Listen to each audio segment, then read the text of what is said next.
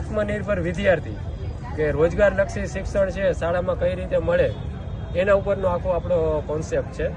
ધોરણ 6 થી 8ના વિદ્યાર્થીઓ માટે છે. અઠવાડિયામાં 2 કલાક આપણે ફાળવવાની છે. બુધવારે 1 કલાક અને શુક્રવારે 1 કલાક. બરાબર. માની લ્યો કોઈ છોકરા શાળામાં આવતા નથી, દાડીએ વહી જાય છે કામ માટે, પૈસા કમાવા માટે, તો એના માટે અમે વિચાર્યું કે ઘરેથી કામ કરી શકે તો એને રોજગારી કઈ રીતે મળે. શિક્ષણ એ ચાલુ રહીએ અને શાળા સમય બાદ એ કામ પણ કરી શકે.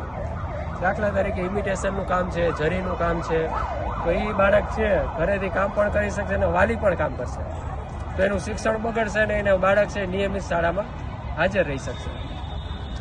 હવે માની લો કોઈ છોકરાઓને સરકારી નોકરીમાં જવું, ખાનગી નોકરીમાં જવું, ટીચર બનવું છે, પોલીસમાં જવું છે, તો એને અત્યારથી કઈ રીતે તૈયારી કરવી, તો એનું માર્ગદર્શન પણ આપણે શાળામાંથી આપી શકીએ. અને અમુક છોકરાઓને વ્યક્તિગત શિક્ષણ પણ આપણે આપી શકીએ. માની લ્યો કે પોતાના રસના વિષય છે તો એમાં પણ આપણે એને શીખડાવી શકીએ. સામાજિક વિજ્ઞાન ભણાવતા શિક્ષક આ કરાવી શકે, કોઈ જાણકાર શિક્ષક બીજા હોય તો એ પણ આ કરાવી શકે. રોજગારલક્ષી ન્યૂઝપેપર આવે છે, શાળામાં લાઇબ્રેરીના પુસ્તકો છે, તો એમાં ઘણા પ્રકારના રોજગારલક્ષી પુસ્તકો છે એ મળી જાય છે.